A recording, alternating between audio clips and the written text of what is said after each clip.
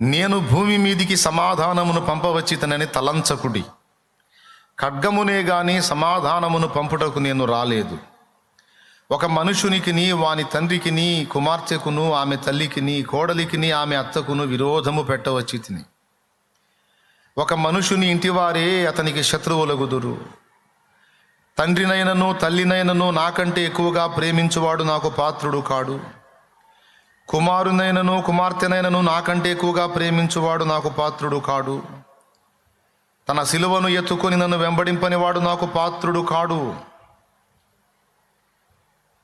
చిన్న మాట ప్రార్థన చేసుకొని దేవుని సహాయాన్ని అపేక్షిద్దాం. మళ్ళీ ఒకసారి చెప్తున్నా, ప్రశాంతంగా ఎక్కడోళ్ళు అక్కడ కూర్చొని దేవుని మాటలు వినండి. ఎంతమంది ఉన్నా మనం ప్రశాంతంగా దేవుని వాక్యం వినడంలో ఆ డిసిప్లిన్, ఆ క్రమశిక్షణ విషయంలో రాజీ పడకూడదు. ప్రార్థన.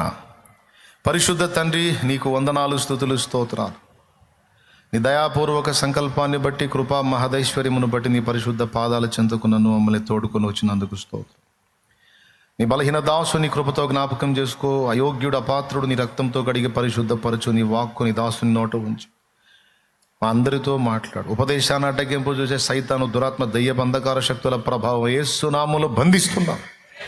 పూర్తిగా మీరే అధ్యక్ష స్థానం అందుండి నాతో మాతో మాట్లాడి మమ్మల్ని బలపరచమని యేసు ప్రశస్త నామమున ప్రార్థించి స్తుతించి వేడుచున్నాము తండ్రి, ఆమేన్. ప్రభునందు ప్రియులారా, చదువుకున్న ఈ వాక్య భాగంలో సాక్షాత్తు యేసు ప్రభు వారే చెప్తున్నటువంటి ఒక గంభీరమైన సత్యం. నేను భూమి మీదికి సమాధానమును పంపవచ్చితనని తలంచకుడి. ఖడ్గమునే గాని సమాధానమును పంపుటకు నేను రాలేదు అన్నాడు. సహజంగా యేసు ప్రభు శాంతికి, ప్రేమకు, మరి పవిత్రతకు, పరిశుద్ధతకు, నీతి ప్రవర్తనకు ఆధారం అని మనకు తెలుసు. కానీ ఇక్కడ ఒక విచిత్రమైన మాట ప్రభు మాట్లాడాడు. నేను భూమి మీద సమాధానం పంపించడానికి రాలేదు, ఖడ్గాన్ని పంపటానికి వచ్చాను అన్నాడు. తండ్రికి, కొడుక్కి, తల్లికి, కూతురికి, అత్తకి, కోడలికి తగాద పెట్టడానికి వచ్చాను అన్నాడు. చూసారా? కొంతమంది ఇతర మతస్థులు ఈ మాటల్ని తీసుకొని యేసు ప్రభు, సాక్షాత్తు యేసు ప్రభువే అన్న ఈ మాట మీరు చూడండి, ఆయన సమాధానకర్త అని మీరు అంటారు, ఆయన తగాదలు పెట్టడానికి వచ్చానని చెప్పాడు. ఆయన సమాధానకర్త అని మీరు అంటారు, నేను ఖడ్గమును పంపడానికి వచ్చాను అన్నాడు. నేను సమాధానాన్ని పంపడానికి రాలేదు భూమి మీదకని ఆయనే చెబితే మీరు అలా మాట్లాడతారేమిటి అని కొంతమంది మత ఉన్మాదంతో నిండిన వాళ్ళు ఇలాంటి మాటలు చూపించి యేసు ప్రభుని, యేసు ప్రభు సువార్తని అడ్డగించే పరిస్థితులు లోకంలో మనకు కనపడుతున్నాయి. అయితే ఫస్ట్ ఈ మాటకు మనం సమాధానం చూద్దాం. నేను భూమి మీద సమాధానము పంపరాలేదు, ఖడ్గమునే పంపవచ్చాను అని యేసు ప్రభు ఎందుకన్నాడు? ఆ మాటలోని ఆంతర్యం ఏంటి? నిజంగా తగాదాలు పెట్టడానికే వచ్చాడా? ఒకవేళ పెడితే ఎట్లా పెడతాడు తగాదాలు? ఒకవేళ ఖడ్గాన్ని పంపిస్తే ఏ టైపులో పంపిస్తాడు ఖడ్గాన్ని? ప్రశ్న. దానికి సమాధానం ఏంటంటే, బాగా వినండి, మీరు బాగా వాక్యం వింటేనే ఎవడన్నా అడిగితే చెప్పగలుగుతారు డౌటు. వాక్యం జాగ్రత్తగా వెళ్ళలేదనుకో, ఎవరన్నా ఏదన్నా అడిగినా చెప్పలేరు. అంతేకాదు భవిష్యత్తులో సేవ కూడా చేయలేరు. భవిష్యత్తులో సేవ చేయాలి, దేవుని కోసం ఏదైనా వాడబడాలంటే చెప్పేటప్పుడు వాక్యం జాగ్రత్తగా వినాలి. యేసు ప్రభువారు అంతవరకు భూమి మీద ఎవరు చేయని ఒక ప్రతిపాదన తీసుకొని వచ్చాడు. ఎవరు చెప్పని ఒక సత్యాన్ని తీసుకొని వచ్చాడు. ఎవరు చూపించినటువంటి కొన్ని సిద్ధాంతాలను తీసుకొని వచ్చాడు యేసు ప్రభు. జాగ్రత్తగా వినండి. నలుగురితో పాటు నేను కూడా అని యేసు ప్రభు కూడా అందరితో పాటు అన్నట్లుగా వచ్చుంటే ఏ గొడవ ఉండేది కాదు. అందరితో పాటు యేసు ప్రభుని కూడా అందరూ ఆమోదించేవాళ్ళు, ఆయన బోధలు కూడా చెవిని పెట్టేవాళ్ళు.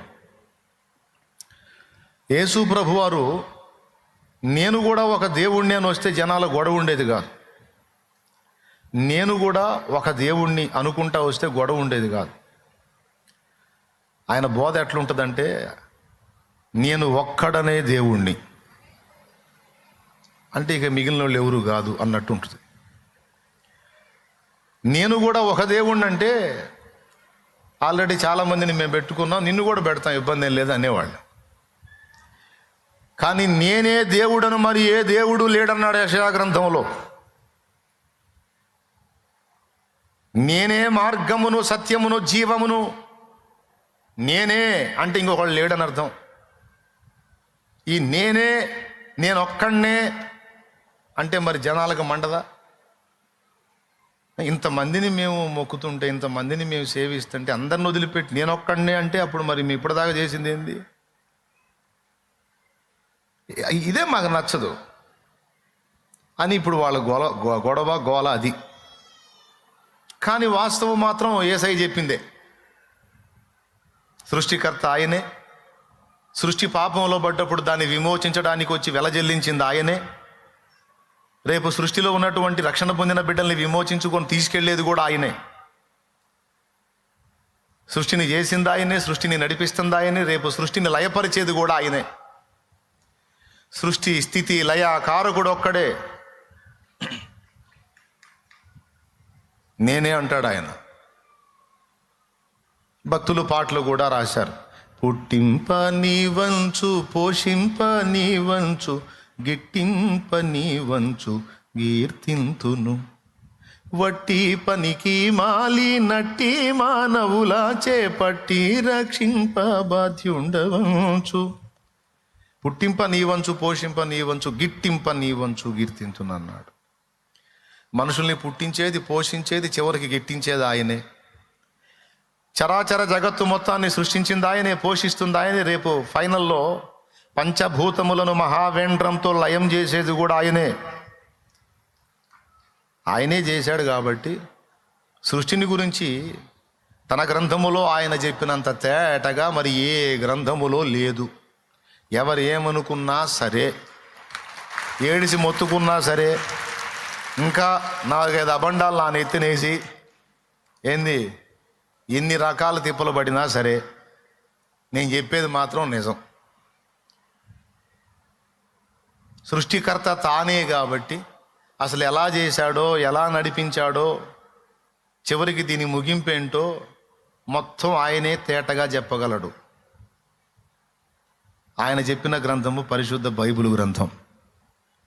దాదాపు 15 నుంచి 1600 సంవత్సరాల కాలము 40 మంది ప్రవక్తల్ని వాడుకొని 1500 సంవత్సరాలకు పైచిలుకు ఈ గ్రంథ రచన జరిగించి, ఇందులో మానవ జాతి ఆవిర్భావం, అంతకంటే ముందున్న విధానం, అసలు విశ్వం యొక్క పుట్టుక, భూమి ఆకాశముల నిర్మాణము, ఆకాశ నక్షత్రాల సృష్టి, పశుపక్షాదులు, జీవజాలమంతటి సృష్టి, మానవ శరీర నిర్మాణం అంత డీటెయిల్డ్గా చెప్పాడు. ఆయన చెప్పింది సైన్స్ ప్రకారం కూడా సెట్ అవుతుంది. ఒరిజినల్ సైన్స్, పరిపూర్ణమైన సైన్స్, నిజంగా జ్ఞానయుక్తమైన సైన్స్ అయితే బైబిల్ని సపోర్ట్ చేసుకుంటూ పోయింది, బైబిల్ని రుజువు చేసుకుంటూ పోయింది, బైబిల్కి ఎదురు రాదు. తెలుసా మీకు ఆ సంగతి?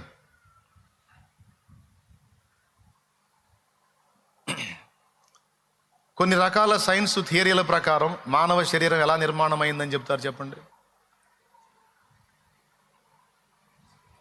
మానవ శరీర నిర్మాణం అసలు ఎలా జరిగింది, మనిషి పుట్టుక ఎలా జరిగింది అంటే పరిణామ క్రమం చెప్తారు. మనం సైన్స్ చదువుకున్నప్పుడు సైన్స్ పాఠంలో కూడా అదే వచ్చింది, మనం అదే రాయాలి. పరిణామ క్రమం అంటే తెలుసా? అంతరిక్షంలో నుంచి ఫస్ట్ జలాలు ఉన్నాయి, అంతరిక్షంలో నుంచి ఒక జీవకణం వచ్చి జలంలో ప్రవేశించింది, అది ఒక మొక్కగా మారింది. తర్వాత అది తర్వాత పరిణామం చెంది మార్పు చెంది చాలా సంవత్సరాలకి ఏకకణాంగ జీవిగా మారింది. ఆ తర్వాత పరిణామం చెంది చాలా సంవత్సరాల తర్వాత బహుకణాంగ జీవిగా మారింది. ఆ తర్వాత అటు నీళ్లలోనూ ఇటు బయట కూడా బ్రతికే ఉభయచరంగా మారింది. ఆ తర్వాత ఇంకా కొన్ని వందల వేల సంవత్సరాలకు మార్పు చెందుతూ చివరికి కోతిగా మారింది. మూతి ముందుకి తోక ఉండేవి. కొద్ది రోజుల తర్వాత మళ్ళీ కొన్ని వందల వేల సంవత్సరాల తర్వాత అలా పరిణామం చెందుతూ మూతి సాఫ్ అయిపోయింది, తోక ఊడిపోయింది. చివరికి అలా మారి ఇప్పుడు ఇలా తయారైంది. ఇది మానవ జాతి పుట్టుక అని మనకి సైన్స్ పాఠాల్లో వచ్చింది. అంతేనా? దేవునికి స్తోత్రం. ఏమో నేను చదివినప్పుడు అంతే, పరీక్షల్లో నేను రాసింది కూడా అయ్యే. మరి అప్పుడు అదే నిజమైతే సంవత్సరాలు గడిచే కొద్దీ మార్పు చెందుతూ మరి మనిషి కూడా ఇంకో జీవిగా మారాలిగా. అప్పుడు మనం కూడా ఇంకో జీవులుగా మారాలి కదా. అంటే వాళ్ళు చెప్పేది ఏంటంటే ఇప్పుడు మేము మారాం కదా సార్ అని చెప్పి వాళ్ళు తమను తాము చూపించుకుంటారన్నమాట, వింత జీవుల్లాగా. అది చూడండి,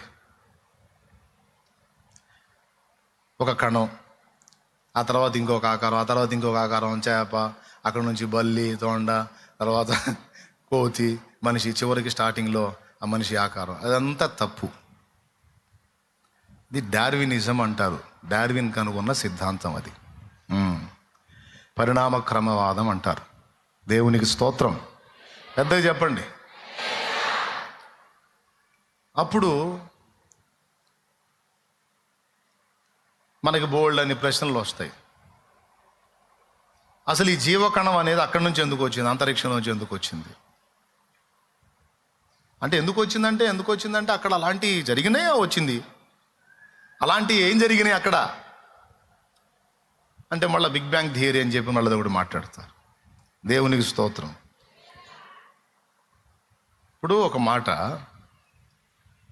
ఎక్కడి నుంచో జీవకణం ప్రారంభమే, అది ఇన్ని రకాలుగా రూపాంతరం చెందుతూ ఇలా వచ్చిందన్నారు. ఇదంతా ఎందుకు అసలు బైబిల్ స్ట్రైట్గా చెప్పేసింది.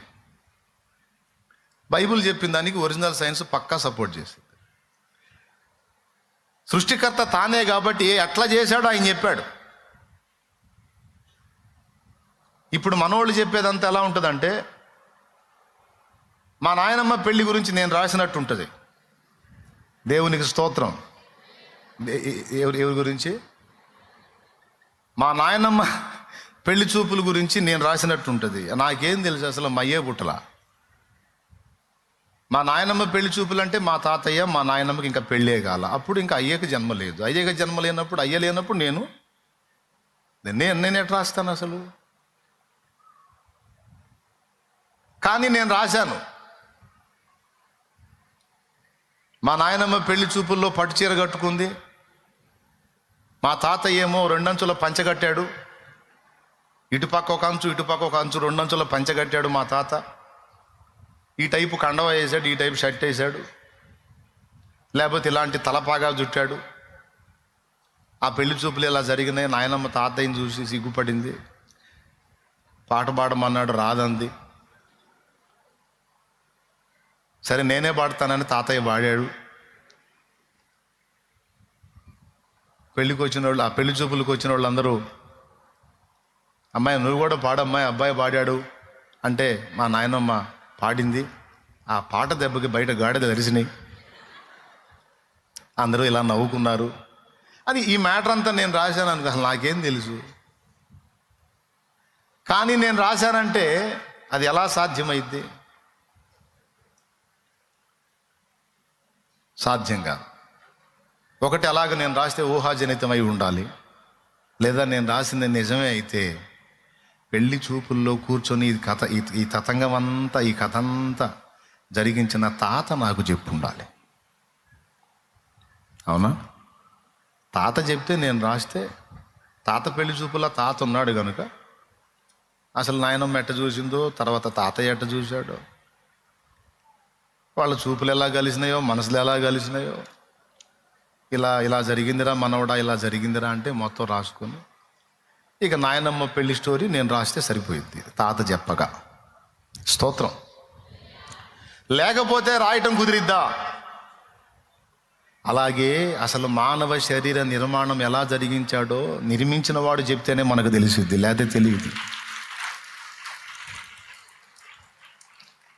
బైబిల్ గ్రంథములో నేనే దేవుడను మరి ఏ దేవుడు లేడని చెప్పినటువంటి నజరేయుడు యేసు, యెషయా గ్రంథములో పాత నిబంధనలో యెహోవాగా పిలువబడిన వాడు క్రొత్త నిబంధనలో యేసుగా ప్రజల్లోకి వచ్చాడు. కొంతమందికి డౌటు, పాత నిబంధనలో యెహోవాగా పిలువబడిన వాడు క్రొత్త నిబంధనలో యేసుగా వచ్చాడా, ఎక్కడుంది ఆధారం అని. యెహోవా అనే పేరు కలిగిన వారు ఒకరికంటే ఎక్కువ మంది ఉన్నారని మీకు తెలుసా? యెహోవా అనే పేరు కలిగిన వారు ఒకరికంటే ఎక్కువ మంది ఉన్నారు. అంటే త్రిత్వం, తండ్రి, కుమార, పరిశుద్ధాత్మ. తండ్రి పేరు ఉన్నవాడే, కుమారుడి పేరు ఉన్నవాడే, పరిశుద్ధాత్మ పేరు ఉన్నవాడే. పాత నిబంధనలో యెహోవాయే, క్రొత్త నిబంధనలో యేసుక్రీస్తు అనడానికి ఒక్క రిఫరెన్స్ చూపిస్తా. ఇంకా డౌట్ ఉంటే ఈసారి ఎప్పుడన్నా చూపిస్తా. నా అంశం అది కాదు, పాయింట్ ఎత్తాను కాబట్టి చూపిస్తా. యెషయా గ్రంథం 48వ అధ్యాయం 12వ వచనం నుంచి చదువు. యాకోబు నేను పిలిచిన ఇశ్రాయేలు. యెషయా గ్రంథము 48వ అధ్యాయం 12వ వచనం చదువుతున్నాడు. ఎలారా చూడండి. యాకోబు నేను పిలిచిన ఇశ్రాయేలు నాకు చెవియొగ్గి వినుము, నేనే ఆయనను, నేను మొదటి వాడను కడపటి వాడను. ఈ యాకోబు నేను పిలిచిన ఇశ్రాయేలు అని పదాలు వాడేది ఎవరండి? ఆయన పేరేమిటి? యెహోవా. యెషయా గ్రంథములో యెహోవాయే కదా. యెషయా గ్రంథములో యేసు అను నామం ఉందా? ఉందా? ఏ నామం ఉంది? యెహోవా. ఈ యెహోవా అనే నామము తరతరములకు నా జ్ఞాపకార్థ నామమని ఒక వ్యక్తికి చెప్పాడు. ఆ వ్యక్తి ఎవరు? ఎవరో మనకేం తెలుసు. మోషేకి చెప్పాడు, తరతరములకు ఇదే నా జ్ఞాపకార్థ నామము. ఏంటది అంటే యెహోవా. అది కూడా ఎందుకు చెప్పాడు? ఆయన అడిగాడు, నువ్వు వెళ్ళి ఆ ఇశ్రాయేలీని విడిపించుకురమ్మంటున్నావు, ఆయన పేరేంటని అడుగుతారు, ఏం చెప్పాలి నీ పేరేందని అడిగితే యెహోవా అను నామమును బయలుపరిచాడు. నేను ఉన్నవాడను అని చెప్పవయా. యెహోవా తరతరములకు ఇదే నా జ్ఞాపకార్థ నామము. నిద్ర వచ్చిన వాళ్ళు గట్టిగా స్తోత్రం చెప్దాం. మెలుగుతున్న వాళ్ళు చెప్దాం.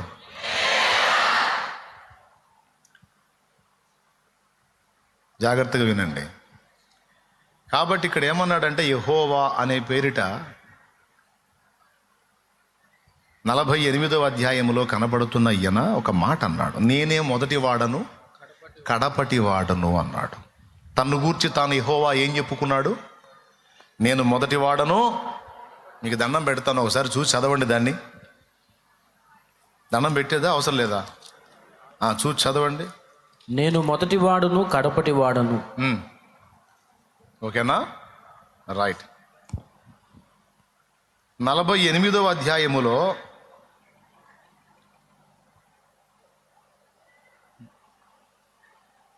2వ వచనం 2వ లైన్ చూడు ఒకసారి. సైన్యములకు అధిపతియకు యెహోవా అని ఆయనకు పేరు. అబ్బా చాలమ్మా. ఇప్పుడు చెప్పండి, నేనే మొదటి వాడను కడపటి వాడను అన్న ఆయన పేరేంది? పెద్దగా చెప్పండి. ఆయన ఆ యెహోవా తన్ను గూర్చి తాను ఏం చెప్పుకున్నాడు? నేనే మొదటి వాడను కడపటి. గట్టిగా చెప్పండి. రైట్. ప్రకటన గ్రంథము 1వ అధ్యాయము 18వ వచనంలో యేసయ్య తన్ను గూర్చి తాను ఏం చెప్పుకున్నాడో చూడు. బైబిల్ ఉంటే ఒక్కసారి తీయండి. నేను మొదటి వాడను, అద్దుగో కడపటి వాడను, జీవించువాడను, మృతుడనైతిని గాని ఇదిగో యుగయుగములు సజీవుడనై ఉన్నాను. అద్దుగో. నేను మొదటి వాడను కడపటి వాడను అని చెప్పుకున్నాడు ప్రకటన గ్రంథంలో. ఎవరైనా? యేసయ్య.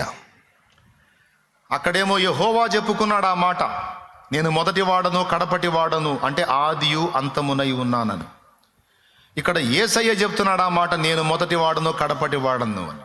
ఇప్పుడు యెషయా గ్రంథం 48లో కనపడుతున్న యెహోవా, ప్రకటన గ్రంథం 1:18లో కనపడుతున్న యేసయ్య ఒక్కరేనా వేరు వేరా? ఎంతమందికి నిశ్చయత వచ్చింది ఒక్కరే అని? సంతోషంగా స్తోత్రం చెప్పండి. ఓకేనా?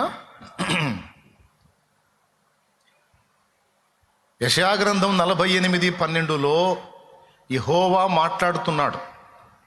మాట్లాడుతూ నేను మొదటి వాడను కడపటి వాడను అని తన్ను గూర్చి తాను చెప్పుకుంటూ 16వ వచనంలోకి వచ్చేసరికి,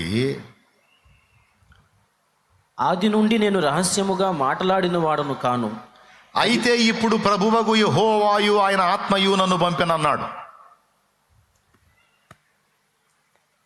యాకోబు నేను పిలిచిన ఇశ్రాయేలు అన్నాడంటే ఆయన ఎవరు? ఎవరో నీ ముఖం మాకేం తెలుసు అమ్మా, మీకు దండం, యెహోవా. ఆయనే మళ్ళీ ఇప్పుడు ఏమంటున్నాడు 16వ వచనంలో, యెహోవాయు ఆయన ఆత్మయు నన్ను పంపినన్నాడు. మాట్లాడేవాడు ఒక యెహోవా. ఈ యెహోవా అంటున్నాడు ప్రభువగు యెహోవాయు ఆయన ఆత్మయు నన్ను పంపెను అంటున్నాడు. ప్రభువగు యెహోవా ఎవరు? ఆయన ఆత్మ ఎవరు? అంటే తండ్రి పరిశుద్ధాత్మని గురించి చెప్తున్నవాడు యేసయ్య. ముగ్గురి ప్రస్తావన ఉంది అక్కడ. ఇంత వివరంగా చెప్పినా మీకు అర్థం కాకపోతే నేనేం చేయలేను. చదువుకున్న వాళ్ళకి అర్థమైద్ది. మళ్ళీ మన అంశం పక్కదారి పట్టిద్ది, అందుకని నేను మళ్ళీ పాయింట్లోకి వస్తున్నా. కాబట్టి యేసు ప్రభు నేనే దేవుడను మరి ఏ దేవుడు లేడని చెప్పాడు అంటే యెషయా గ్రంథంలో ఆయన యేసయ్యే. నేనే మార్గమును సత్యమును జీవమును, నేను తప్ప ఇంకొకళ్ళు లేడు అన్నాడంటే ఇక నేనే అని, ఇంకొకళ్ళు లేడని అన్యులకు మండుతుంది అక్కడే. ఈ నేనే అనొద్దు, నేను కూడా అను. అంటే గుంపులో నేను ఒకటి అన్నట్టు చెప్పు, అంతేకాని నేనే అని నొక్కి ఒక్క అనిస్తే మాకు మండిపోతుంది అంటున్నారు వాళ్ళు. మరి ఏం చేద్దాం? ఉన్న సత్యం అదే. ఎందుకంటే తానే ఉన్నవాడు, తానే సృష్టికర్త, తానే సృష్టి స్థితి లయ కారకుడు అయి ఉన్నందున మరి ఉన్న సంగతే చెప్పాడు. నీకు నచ్చకపోతే నేనేం చేసేది? వాగులో దూకు, లేకపోతే ఒడ్డు కింద పడి, నేను చేసేది ఏముంది? ఉన్న సత్యం అదే. నువ్వు ఒప్పుకున్నాదే, ఒప్పుకోపోయినాదే. ఇప్పుడు కాపోయినా రేపు సత్యాకైనా చూసేది ఆయన్నే, ఇంకొకడు కనపడడు. ఇది తిరుగులేదు. దేవునికి స్తోత్రం. ఇప్పుడు అవయవాలన్నీ బాగుండి మిడిమేళంగా నడమంతరంగా ఊరేగినా ఏంటి? ఏదో ఒకనాడు ఏదో ఒకటి చెడిపోక తప్పదో, సావక తప్పదో. సచ్చిన తర్వాత అయినా నీకు కనపడేది ఆయనే అని యేసు ప్రభుని ఒప్పుకొనని అన్యులకు చెప్తున్నా, మీకు కాదు. స్తోత్రం. ఓకేనా? సరే, పక్కన పెడదాం. సృష్టికర్త తానే కాబట్టి పక్షుల్ని ఎలా చేశాడో, జంతువుల్ని ఎలా చేశాడో, మనుషుల్ని ఎలా చేశాడో, విశ్వాన్ని ఎలా నిర్మించాడో మొత్తం వివరంగా ఆయన చెప్పగలిగాడు. అది బైబిల్ గ్రంథంలో. ఈ బైబిల్ గ్రంథం ఇచ్చినంత క్లియర్గా వివరణ మరి ఏ పుస్తకం ఇవ్వలేదు అని మళ్ళీ చెప్తున్నా. మిగిలిన పుస్తకాలు ఏమన్నా ఇస్తే అవన్నీ హాస్యాస్పదమైన కథలుగా ఉన్నాయి తప్ప వాస్తవాలుగా లేవు. ఇకపోతే పరిణామ క్రమం చెప్పిన సైన్స్ కూడా తప్పుడు సిద్ధాంతమే చెప్పింది. రకరకాలుగా మార్పు చెందుతూ ఇప్పటికీ మనిషిలా ఇలా ఉన్నాడు అని చెప్పిన పరిణామ క్రమం కూడా తప్పే. మరి వాస్తవం ఏంటంటే బైబిల్ చెప్తుంది, దేవుడైన యెహోవా నేల మంటి నుండి నరుని నిర్మించి, ఆదికాండము 2వ అధ్యాయము 7వ వచనం. దేవుడైన యెహోవా నేల మంటి నుండి నరుని నిర్మించి వాని నాసికారంధ్రములలో జీవవాయువును ఊదగా నరుడు జీవాత్మాయను అన్నాడు. అయిపోయింది. అంటే ఎక్కడి నుంచి చేశానని చెప్పాడు? మంటి నుంచి చేశానని చెప్పాడు. సింపుల్. మన శరీరం దేంతో నిర్మాణమైందంట? ఏకకణంగా, బహుకణంగా, ఉభయచరంగా, మొక్కగా, చేపగా, తొండగా, కోతిగా, కుక్కగా, ఇవన్నీ కాదు. డైరెక్ట్గా బొమ్మను చేశాడంట, జీవవాయువును ఊదాడంట, మనిషి జీవాత్మ అయ్యాడంట. అంటే మట్టితో చేశాను బాబు మిమ్మల్ని అన్నాడు. ఎంత వింతంటే మట్టితోనే ఈ బొమ్మను చేశాడు. ఈ బొమ్మ బతుకంతా మట్టినే దీనికి ధరింపజేశాడు, మట్టినే దీనికి తినిపించాడు. తర్వాత దీన్ని చంపి మళ్ళీ మట్టిలోనే కలిపాడు. దేవునికి స్తోత్రం కలుగును గాక. ఎంతమందికి అర్థమైంది? దీన్ని దేంతో చేశాడు? దీనికి తినిపించింది ఏంది? సత్యనాక పోయి కలిసింది దేనిలో? అంతా మట్టే. అందుకే పెద్దోళ్ళు మన్నే గదయ్యా, మన్నే గదయ్యా, మన్నే గదయ్యా, మన్నే గదయ్యా, మనలోని ఆత్మజ్యోతియే తప్ప మహిలోనిదంత మన్నే గదయ్యా, మనలోని ఆత్మజ్యోతియే తప్ప మహిలోనిదంత మన్నే కదయ్యా, మన్నే కదయ్యా. దేవునికి స్తోత్రం. ఇప్పుడు చెప్తా, మరి మట్టిలో భాస్వరం దొరికిద్దా? దొరికిద్ది అన్నోళ్ళు చేతులు ఎత్తండి. మట్టిలో భాస్వరం దొరకదా? మరి ఎక్కడ దొరికిద్ది? మట్టిలోనే దొరికిద్ది. మట్టిలో ఐరన్ దొరికిద్దా? పొటాషియం, కాల్షియం, కాపరు, ఐరను, రాగి దొరికిద్దిగా, మాంగనీసు. నీకు తెలుసా మన శరీరంలో ఇవన్నీ ఉన్నాయి, మన బాడీలో ఇవన్నీ ఉన్నాయి. ఎవరన్నా అమ్మాయి పాలిపోయింది అనుకో, పెదాలు తెల్లబారి కళ్ళు ఇక్కడ తెల్లగా వచ్చేసింది అనుకో, డాక్టర్ దగ్గరికి పోతే ఏందమ్మా ఐరన్ ఏది అంటాడు. ఐరన్ ఏది సార్? మార్కెట్లో ఉంటుంది ఐరను. మార్కెట్లో ఉంటుంది, సరే పిచ్చిదన. నీ బాడీలో ఐరన్ ఏది? నా బాడీలో ఐరన్ ఎందుకు ఉంటుందండి? ఇనుము ఎందుకు ఉంటుంది? ఇనుము లేకపోతే పోతావు. అది ఏం టానిక్ రాస్తాడు తెలుసా? ఐరన్ టానిక్ రాస్తాడు. ఎందుకు? ఐరన్ తగ్గినప్పుడు ఒక లక్షణం కనపడుద్ది బాడీలో. కొంతమంది మోకాళ్ళ నొప్పులు, జాయింట్ల నొప్పులు, ఆ నొప్పులు, ఈ నొప్పులు అంటారు. ఏం తగ్గో తెలుసా? కాల్షియం తగ్గి.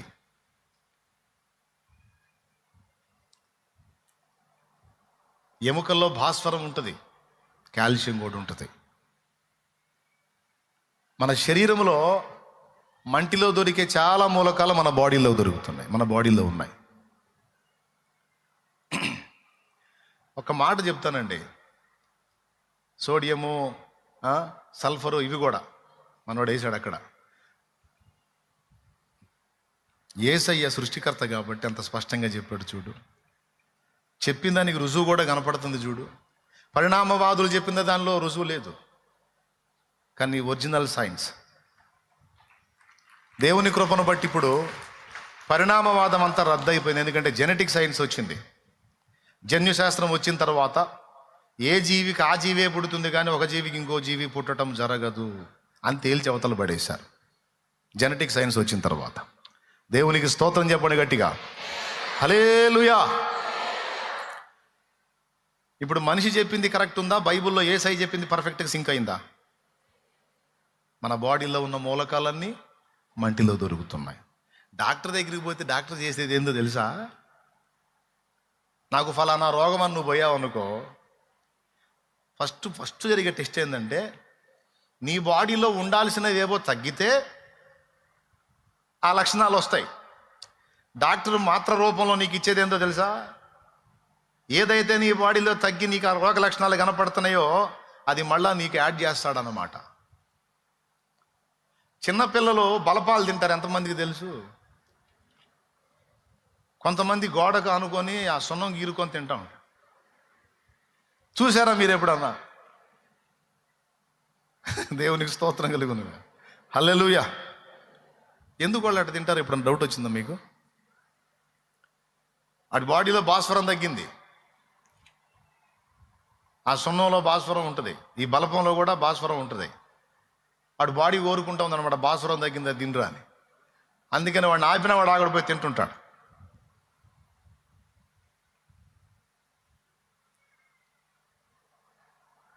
నేను చెప్పేది జోక్ కాదు, నిజం. బాడీలో ఏది తగ్గిందో చూసి వైద్యుడు చేసే ప్రధానమైన వైద్యం ఏంటంటే, ఎవ్వరి బాడీలో అయినా ఒక రోగం అనేది స్టార్ట్ అయిందంటే, నాకు ఏందోనండి జాయింట్లన్నీ తెగ నొప్పులు పడుతున్నాయండి, అసలు కూర్చుంటే లేవలేకపోతున్నా, 4 అడుగులు ఎత్తే చిటచిట పటపట అంటుందండి అని పోయావు అనుకో,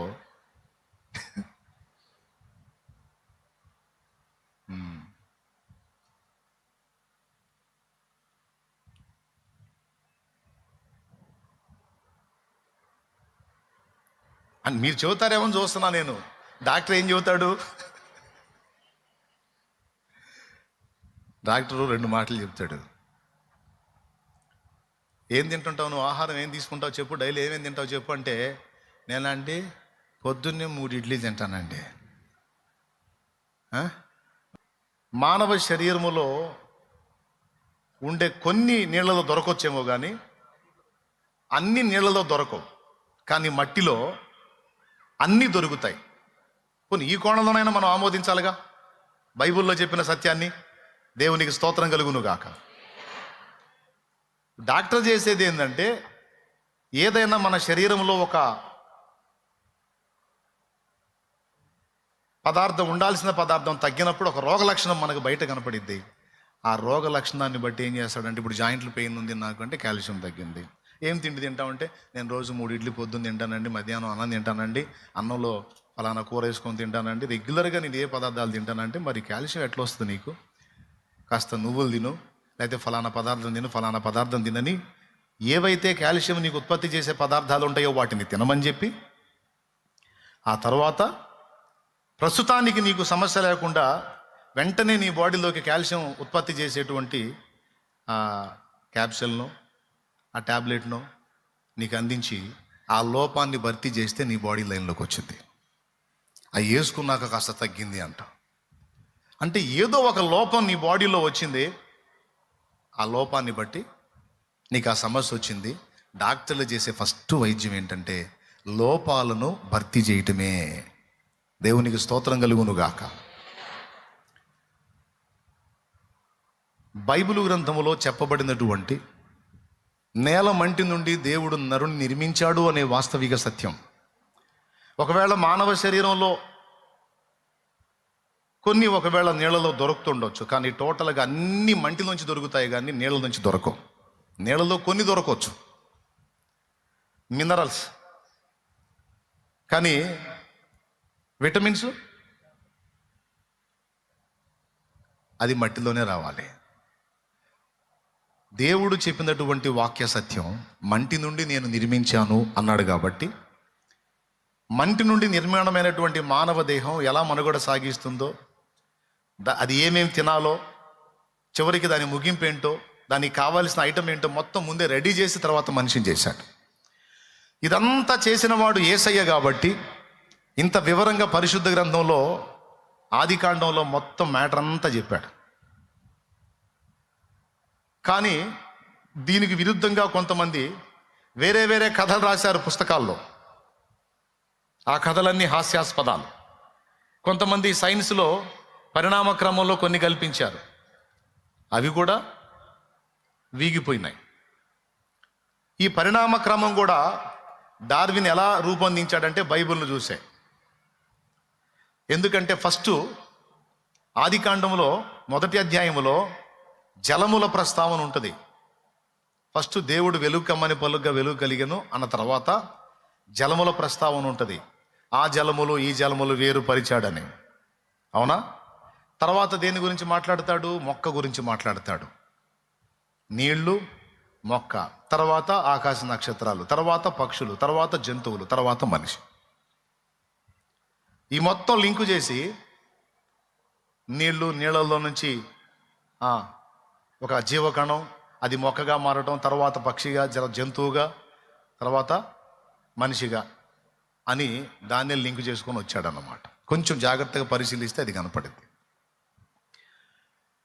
కానీ బైబిల్లో యేసయ్య చెప్పింది మాత్రం తిరుగులేని సత్యం. దేవునికి స్తోత్రం కలుగునుగా. ఇంత క్లియర్గా ఆయన సత్యం చెప్పాడు. నేనే దేవుణ్ణి అన్నాడు. నేను ఒక దేవుణ్ణి అల్లా, నేనే దేవుణ్ణి, మరి ఏ దేవుడు లేడు అన్నాడు. దీన్ని బట్టి మీ ఫ్యామిలీయే ఉంది, మీ కుటుంబమే ఉంది. అంతకుముందు మీరందరూ చాలామంది దేవుళ్ళు ఉన్నారని నమ్మి ఆరాధించిన కుటుంబం మీది. బాగా వినండి, ఆరాధించిన కుటుంబం. ఇప్పుడు సడన్గా నిన్ను యేసు ప్రభు దర్శించాడు. అప్పటిదాకా చాలామంది దేవుళ్ళు ఉన్నారు, 33 కోట్ల మంది ఉన్నారు, లేకపోతే అంతమంది ఉన్నారు, ఇంతమంది ఉన్నారు అని ఒప్పుకున్న నువ్వు యేసు ప్రభుని తెలుసుకున్న తర్వాత ఏం మొదలు పెడతావంటే యేసు ఒక్కడే దేవుడు అంటాం. ఖచ్చితంగా గట్టిగా ఈ మాట పట్టుకుంటాము. యేసు ఒక్కడే దేవుడు, ఆయన చెప్పింది సత్యం, ఆయనే సృష్టికర్త. ఎందుకంటే సృష్టి యొక్క ఆవిర్భావాన్ని గురించి డీటెయిల్డ్గా వివరించింది ఆయన. సృష్టి పాపంలో పడ్డప్పుడు విమోచించడానికి ప్రాణం పెట్టిన కన్న తండ్రి ఆయన. రేపు సృష్టిని లయము చేసే లయకర్త కూడా ఆయన నువ్వు అంటాం. మొత్తం ఆయనే, ఆయన ఒక్కడే అంటాం. ఈ మాటతో అప్పటిదాకా నీతో కలిసి ఉన్న ఫ్యామిలీ మెంబర్సు ఫస్ట్ నిన్నేమనుకుంటారంటే నీకు పిచ్చి ఎక్కింది అనుకుంటారు. మై ఏం మాట్లాడుతున్నావు, నీకేం పిచ్చా? నిన్నగాక మొన్న నమ్ముకున్నావు యేసుప్రభు అని. అంతకుముందు ఎంతమందికి మొక్కాం? ఇప్పుడేం కొత్తగా వచ్చి యేసు ఒక్కడే అంటున్నావు అంటే అప్పటిదాకా ఇప్పుడు మనం మొక్కినే పిచ్చా? పిచ్చి బట్టి చేసామా? నోర్మై అట్లా అనకూడదు. ఇప్పుడు మేము ఉన్నాం, యేసుప్రభు కూడా ఒక దేవుడని ఒప్పుకుంటాం, యేసుప్రభు కూడా ఒక దేవుడని ఒప్పుకుంటాం. కానీ మీరు యేసుప్రభు ఒక్కడే దేవుడు నొక్కుతున్నారు. ఆటోమేటిక్గా ఫ్యామిలీలోనే గొడవ స్టార్ట్ అయింది. ఇక నువ్వు ప్రశ్న వేస్తుంటావు, వాళ్ళేమో నిన్ను ఎగతాళి చేస్తుంటారు, నువ్వు కొన్నిసార్లు వాళ్ళని ఎగతాళి చేస్తావు, చిన్నగా వివాదం అయిపోయింది. ఈ దేవుడు అనే సమస్య దగ్గర తండ్రి కొడుకులకు కూడా గొడవ వచ్చేస్తుంది, తల్లి కూతుళ్ళు కూడా గొడవ వస్తుంది. కూతురు అంటది అమ్మ దేవుడు ఒక్కడే అని, తల్లి అంటది నోర్మై 33,33,33,333 మంది అని వేదం చెప్పింది, నోర్మై అంటారు. లేదు మమ్మే దేవుడు ఒక్కడే, ఆయన ప్రభు అయిన యేసుక్రీస్తు. నిన్ను ఆ పాస్టర్లు ఇట్ట చేశారే, నిన్ను ఆ పాస్టర్లు ఇట్ట చేశారు. ఒకప్పుడు ఇలా లేవు నువ్వు. నీ ముఖం చూస్తుంటే చిరాకు పుడుతుంది నాకు. అసలు నీ ముఖం చూపివాకు, నాకు తన్నాలనిపిస్తుంది నిన్ను. ఎందుకంటే మిగిలిన ఏ విషయాల్లో అయినా వివాదం వస్తే అందరి హృదయాలు రాజీ పడతాయి, కానీ దేవుడు అనే విషయం సెన్సిటివ్ పాయింట్, అందరి హృదయాలకు సంబంధించిన విషయం. అందుకే కన్న తల్లి కూడా బిడ్డను అసహించుకుంటుంది దేవుని దగ్గర. అందుకే కన్న తండ్రి, ఎంతో ప్రేమించే తండ్రి కూడా నీకు శత్రువు అవుతాడు దేవుని దగ్గర. నేను ఇంతమందికి మొక్కుతున్నాను రా, నువ్వు కూడా మొక్కాలి తల్లి అంటాడు. లేదు డాడీ, దేవుడు ఒక్కడే, ఆయన ప్రభు అయిన యేసుక్రీస్తు. వాళ్ళు అంతమంది ఉన్నారు మొక్కమంటున్నారు, వాళ్ళెవరు మన పాపాల కోసం ప్రాణం పెట్టలా. యేసయ్య మన పాపాల కోసం ప్రాణం పెట్టి తిరిగి లేచిన ఏకైక దేవుడు, ఆయనే దేవుడు, ఆయనే పరిశుద్ధుడు, ఆయనే నీతిమంతుడు అన్ను అంటాం. మరి ఆయన హృదయం ఏమో తాను సేవించిన వాటి మీద ఉంది, అది సెన్సిటివ్, సున్నితంగా. కూతురేమో సత్యం తెలుసుకుంది. ఇప్పుడు ఈ సత్యం ఏం చేసింది? తండ్రి కూతురికి తగాద పెట్టింది. అంతకుముందున్న సమాధానం ఇప్పుడేమైంది? ఖడ్గంగా మారింది. అది యేసయ్య చెప్పింది. భూమి మీద నేను ఖడ్గమునే పంపవచ్చి తిని కానీ సమాధానమును పంపరాలేదు అంటే అర్థం అది. నేను సత్యం ప్రకటిస్తాను, కొంతమంది వ్యక్తులు ఆ సత్యాన్ని తీసుకుంటారు, వాళ్ళు ప్రకటిస్తారు. ఆ సత్యం విని కొంతమంది మార్పు చెందుతారు. ఈ మారిన వాళ్ళకి మారని వాళ్ళతో గొడవ, మారని వాళ్ళకి మారిన వాళ్ళతో గొడవ. కాబట్టి అసలు ఈ సత్యమే నేను చెప్పకపోతే ఏ గొడవ ఉండదు, కానీ సత్యము సమాజాన్ని, కుటుంబాల్ని రెండుగా విడగొడుతుంది. అది యేసయ్య చెప్పిన మాట. దేవునికి స్తోత్రం, హల్లెలూయా. ఏం చేస్తుంది? విడగొట్టిద్ది. దీన్ని బట్టి ఆయన ఏమంటున్నాడు? నేను భూమి మీద ఖడ్గమును పంపడానికి వచ్చాను. తండ్రికి కొడుకుకి, తల్లికి కుమార్తెకి, అత్తకి కోడలికి వివాదం పెట్టవచ్చి తిని. కోడలేమో యేసు ప్రభువుని నమ్ముకున్నాం, అత్తేమో అనేక విగ్రహాలు పెట్టుకొని మొక్కుతూ ఉంటుంది. పెళ్లి చేసుకుంది, కోడలు ఇంటికి తెచ్చుకుంది. ఇంటికి వచ్చిన దగ్గర నుంచి కోడలు పూజ చేయటల్లా. అమ్మాయి చాలా గుణవైతే అని చెప్పారు, చేసుకున్నాం, పూజ చేయని అంటుంది. ఎందుకమ్మాయి, ఎందుకు చేయవు నువ్వు పూజ?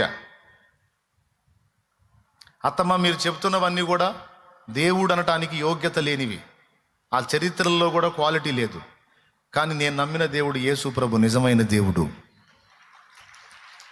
నువ్వు నమ్మినోడు నిజమైన దేవుడు అంటే అప్పుడు మేము అబద్ధ దేవుళ్ళకి మొక్కుతున్నావా? నోరు మూసుకొని బా అంటుంది. ఇక అత్తకి కోడలికి అక్కడ గొడవ. ఈ గొడవలన్నా అన్నీ కూడా దేన్ని బట్టి వస్తాయంటే సత్యం దగ్గర వస్తున్నాయి. దేవునికి స్తోత్రం కలుగును గాక. ఎక్కడ వస్తున్నాయి? సత్యం దగ్గర వస్తున్నాయి. ఆ సత్యాన్ని యేసయ్య వెదజల్లాడు కనుక అగ్ని స్టార్ట్ అయింది. అయితే ఇక్కడ జాగ్రత్తగా వినండి. ఖడ్గమునే పంపవచ్చిత నేను ఎందుకు అన్నాడంటే, ఇలాగా సత్యాన్ని బట్టి గొడవలు జరుగుతాయి. సమాజమే రెండుగా విడిపోతుంది, ఫ్యామిలీస్ రెండుగా విడిపోతాయి, అనుబంధాలు తెగిపోతాయి. మళ్ళా వీళ్ళు ఎప్పుడు కలుసుకుంటారంటే, మిగిలిన వాళ్ళు కూడా సత్యం తెలుసుకున్నప్పుడు వాళ్ళు కూడా వచ్చి కలుసుకుంటారు. అంతవరకు మాత్రం గొడవ. సహోదరులు భక్త సింగ్ గారి గురించి ఎంతమందికి తెలుసు? ఆయన జీవితకాలం మొత్తంలో కూడా కుటుంబ సభ్యులకు ఎడంగానే బతికాడు. ఎందుకో తెలుసా? యేసయ్య సువార్త సత్యమును బట్టి. సాధు సుందర్ సింగ్ అనే దైవజనుడిని కన్న తండ్రి విషం పెట్టి చంపబోయాడు. దేన్ని బట్టో తెలుసా? సత్యాన్ని బట్టి. అంటే దేవుని సత్యమును బట్టి సమాజం మనకు శత్రువు అవుతుంది, సొంత వాళ్లే మనకు శత్రువులుగా మారే అవకాశం ఉంది అని యేసయ్య చెప్తున్నాడు. అది అంతేగాని అనవసరంగా తగాదలు పెట్టడానికి, కొట్లాటలు పెట్టడానికి, ఒకడినొకడు చంపుకునేటట్టు చేయడానికి వచ్చానని కాదు అర్థం.